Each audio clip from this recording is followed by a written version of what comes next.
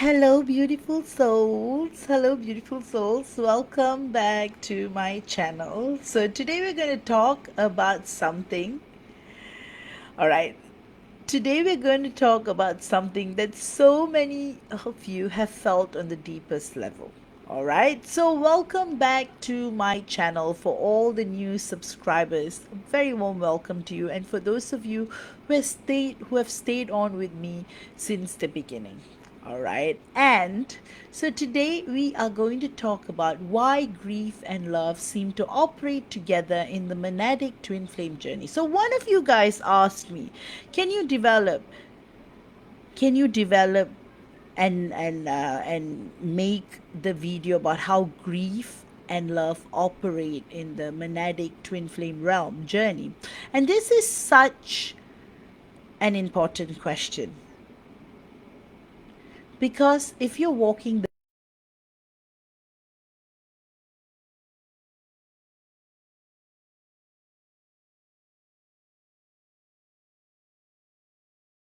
monadic. All right.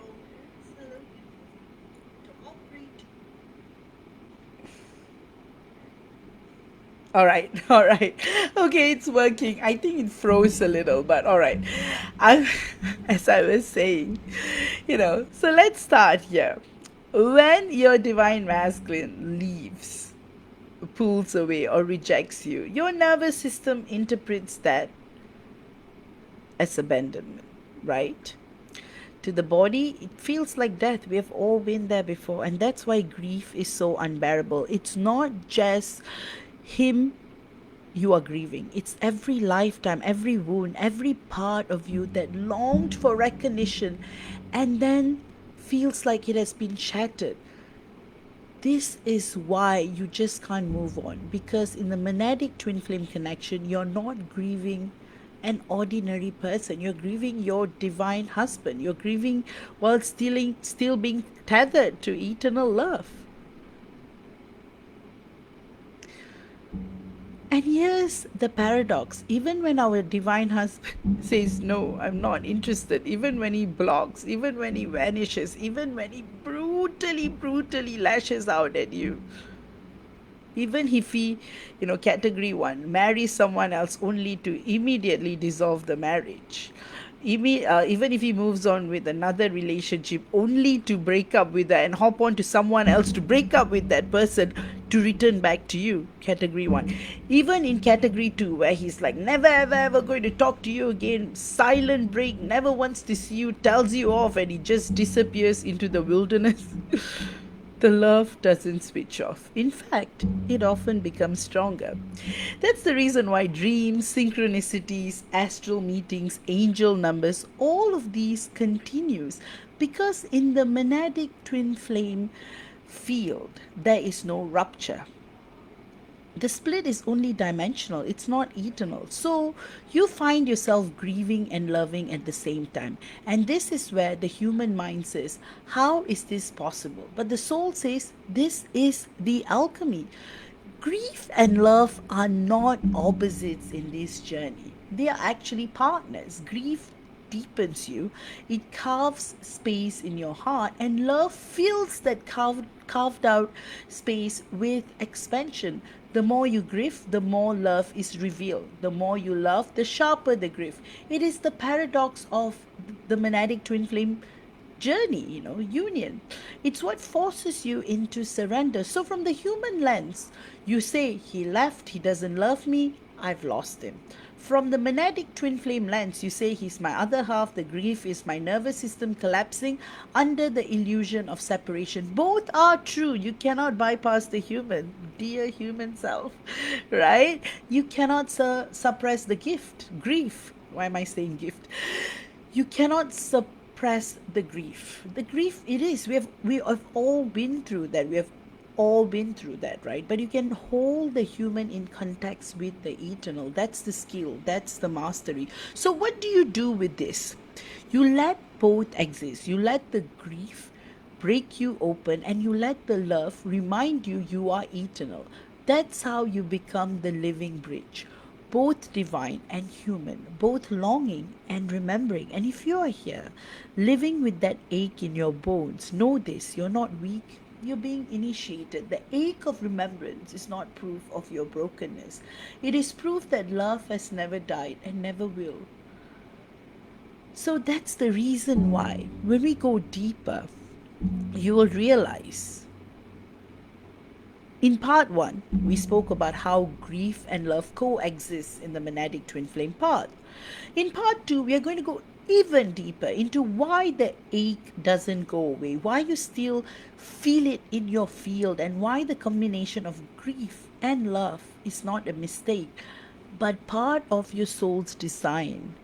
In ordinary relationships, when someone lives, grief fades with time. I always say, right, maximum 6 months. Usually, when someone rejects you or someone breaks up with you, you will be very angry with the person and you probably want to cut them off like forever. Even if you're in a long term relationship, it will start to shift, right? The first 6 months will hurt, then a year will pass. But in a twin flame connection, it only gets more deeper and intense. In other relationship, grief fades with time because the bond was never eternal. It was circumstantial. But in a monadic twin flame journey, the ache doesn't fade because the bond is not circumstantial. It is primordial. That means your nervous system cannot file it away as done. Instead, the grief becomes chronic, not because you're broken, but because you're still tethered to the field of love through the third energy. And this is why you still dream of your DM years later. Literally, you might be in separation for 3 years, 5 years, 10 years, but it will feel like only a couple of days, and you will feel like a couple of million years all at the same time. So instead, the grief becomes chronic, and not because you're broken, but because you're still tethered to the living field of love, right? That's why I'm emphasizing on it. This is why you still dream of your DM years later when you wake up with your DM's energy next to you.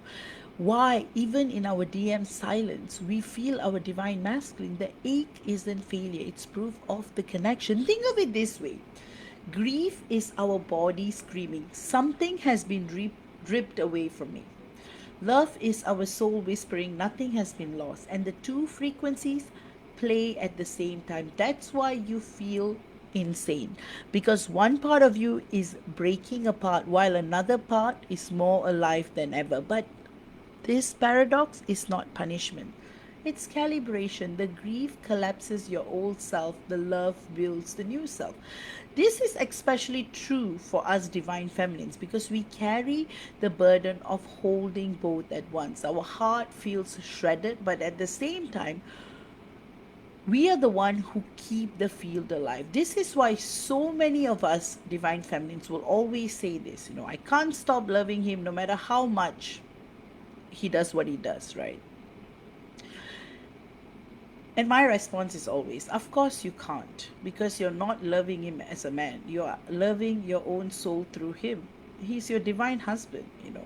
The grief is personal, but love is transpersonal. And as divine feminines, we learn to live with both. And this is not a mistake. It's tempting to think, if this hurts so much, maybe it's not real. Maybe I've imagined it. Maybe I'm delusional.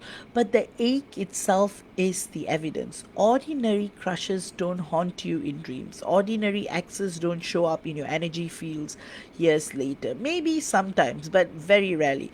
The persistence of the ache is the proof that it's a monadic twin flame journey. It's your soul way of saying this is bigger than your mind can comprehend it, understand it right now. So if you're grieving and loving at the same time, don't judge yourself. Don't think you're failing. You're living the paradox of the monadic twin flame path, and it is exactly this paradox that makes you divine. And I want to go into part 3, right? In part 2, we went deeper into why the ache doesn't end, why it is proof of a monadic bond. In part 3, we are going to focus on our beloved divine masculine, how he experiences grief and love in a very different way, and why his suppression is not rejection, but a part of his soul's awakening. When our divine masculine feels the same monadic ache, his first instinct is to suppress it. Unlike us, the divine feminine, we break open, our divine masculine armors up. He convinces himself, I don't care, she doesn't matter, I can move on. That's why the crazy partying, the crazy guy friend tribe, literally men have a lot of male tribes nowadays. Like literally a lot of my uh, colleagues would be telling me, hey, like literally they'll be saying, I just came from a guy tribe meeting. We don't know what they discuss about, but he convinces himself, I don't care, she doesn't matter, I can move on, right? But here's the truth, he's not free of the ache. He's drowning in it silently through these parties, through these male group meetings, through these toxic friends, through NPCs, through karmics. For him, the grief translates into avoidance behaviors, distracting himself with work, projects, or karmic relationships, escaping into logic. This doesn't make sense, so it's not real.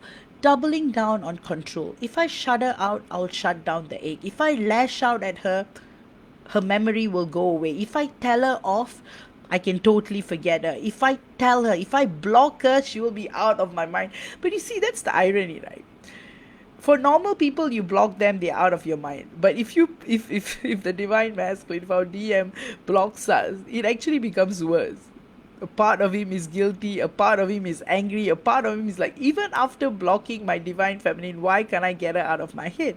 But the ache doesn't leave, right? It just hides under layers of denial. And this is why so many of us divine feminines feel rejected, because his grief looks like coldness, silence, or harsh words. But what's really happening is that his nervous system is collapsing under the same paradox, and his ego is choosing survival. So when he says, I don't want you, what he really means is, I can't face what I feel. When he ignores you, it's not indifference, it's self protection. He's grieving, but his way of grieving is to shut down love itself. And here's the paradox, by running, by suppressing, by denying, he's actually intensifying his grief, because he can't get rid of the memories, right? He can't get rid of the countless moments he spent with you. For example, hiking or cooking or eating or drinking, or and then it doesn't stop there. How about the past lifetimes on Earth? How about the past lifetimes galactically? How about the past lifetimes in other star systems? Because the more he tries to cut you out, the more the monadic twin flame tether pulls at him. And this is why years later, even after karmic detours, he still dreams of you. He still stalks you on social media. He still tries to inquire about you if he can't find anything. Why he feels restless, or he pretends never to ask about you. You see, it's so obvious, right? Like normal people, normal friends would.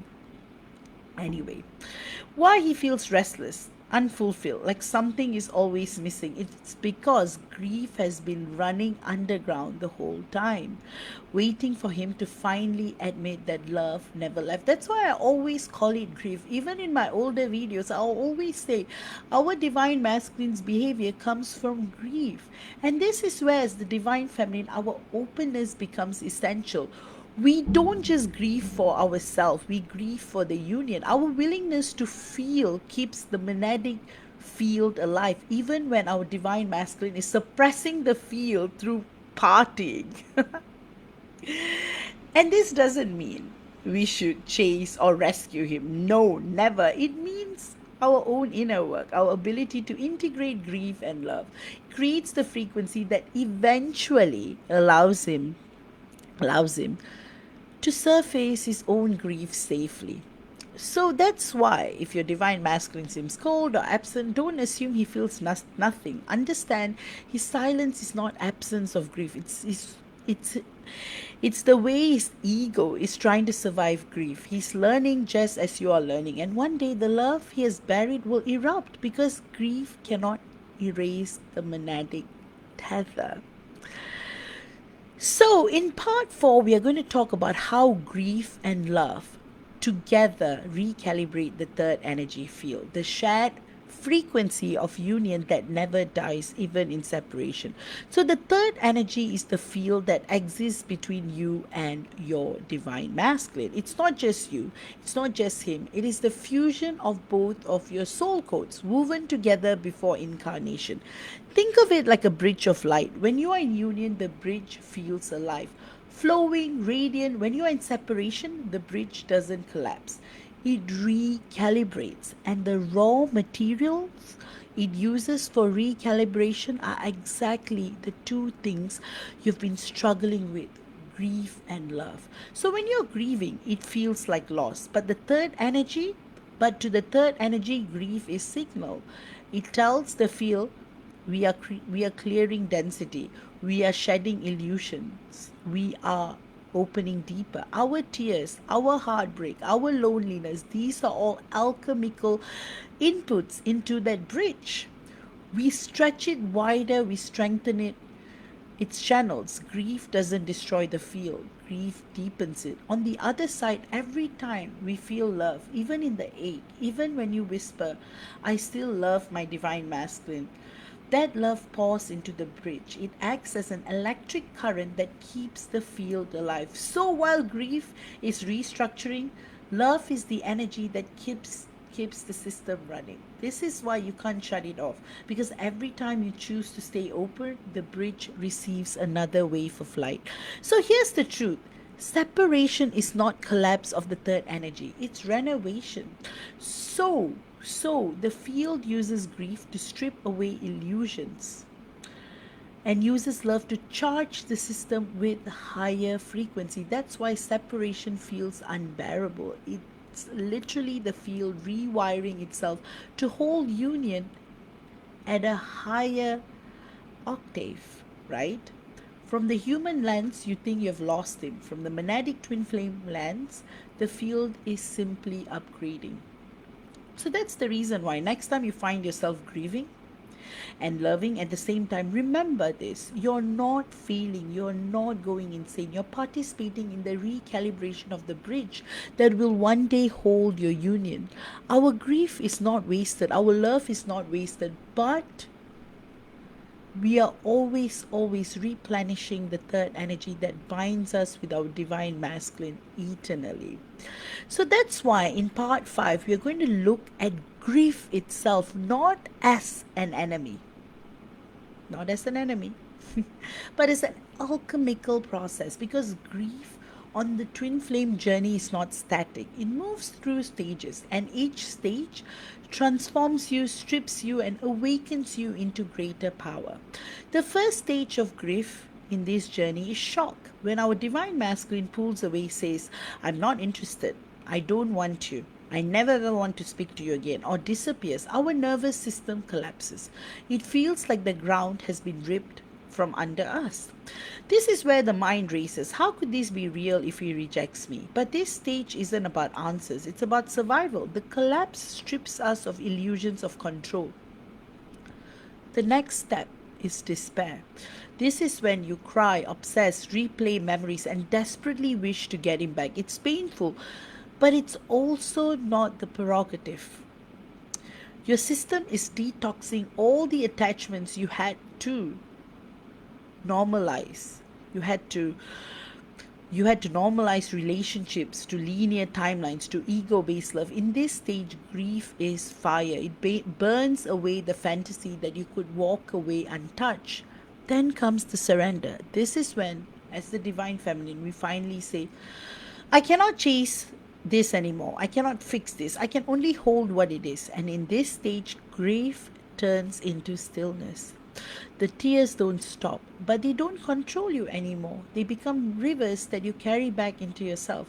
This is the stage where power begins to return, because surrender anchors you in truth, not in chasing. The final stage is alchemy. This is when grief itself becomes your fuel. You no longer see it as punishment, you see it as activation. You realize, if I can survive this pain, I can survive anything. If I can still love through this ache, I am unstoppable. This is the moment grief flips into power. And this is why, as divine feminines, we become the frequency older, because we have walked through fire and turned the ashes into light. So, if you're grieving, don't think of it as wasted energy. Don't think of it as weakness. See it as alchemy. See it as the very fire that's turning you into the divine feminine your monadic twin flame path requires. Grief is not the opposite of love. Grief is love's proof, love's shadow, and love's teacher. And one day, when your divine masculine is ready, your alchemized grief will be the very light that calls him home. So, the final part, the sixth part, right? We're going to tie it all together to see why grief and love are not just emotions to survive, but the very paradox that prepares you for eventual union. We have seen how, as divine feminines, we grieve openly. Our heartbreak is raw, our tears are constant, our body aches with longing. It's just. But that visible grief becomes our initiation. It cracks us open to carry a higher frequency of love. In other words, our pain is not wasted, it's building our capacity to hold union. We have also seen how our divine masculine grieves differently. He suppresses, he denies, he avoids. And to us, divine feminine, it looks like rejection, but underneath, he's drowning in the same ache. Only his path is to face it later, when the weight of suppression becomes too heavy. His hidden grief is not lack of love, it is love he cannot yet handle. Meanwhile, the third energy field is never still. Every tear, every suppressed emotion, every moment of longing, it all pours into the bridge of light between you. Grief restructures the field, love charges it, and over time, the third energy becomes stronger than either of your egos. That's why reunion is not random, it is frequency alignment, and I keep on talking about this. The field eventually pulls you back into resonance. So, this is the paradox. The grief that feels like death is what builds your capacity for eternal life together. It's remembering eternity. In fact, the love that feels unbearable is what proves you are never separate. Soul remembrance. Together, grief and love prepare you for the one thing your soul came to embody, union beyond illusion. When you stand in the paradox long enough, you become unshakable. You are no longer waiting to be chosen. You are embodying the feel that guarantees union. So, my dear beautiful souls, my dearest divine feminines, fellow divine feminines, let this truth sink in. Grief and love are not detours on the path. They are the path. Every ache, every tear, every moment of love that won't die. This is the curriculum of the monadic twin flame journey. And one day, when our divine masculine is ready, he will meet you in the paradox, not because you chased, not because you begged, not because you were apologizing for no reason, but because the third energy field you built together left him no choice but to remember. And if you want to go deeper into how your grief and love are shaping your path right now, you can always book a private twin flame psychic guidance session with me. The link is in the description below. And I also have introduced a couple of new healings. Do check them out on my website, on the featured, and I highly recommend Soul Realignment. Remember, grief is not the enemy, love is not the prize. Together, they are the training ground for the union your soul was always destined for. All right? So I will see you in the next teaching. And with that, I hope you have enjoyed this discourse. And thank you again to one of you guys for this topic suggestion. All right, with that, I wish you guys a beautiful weekend. And I just have to say, the energies are going to blossom further. You're going to feel much lighter in the coming weeks.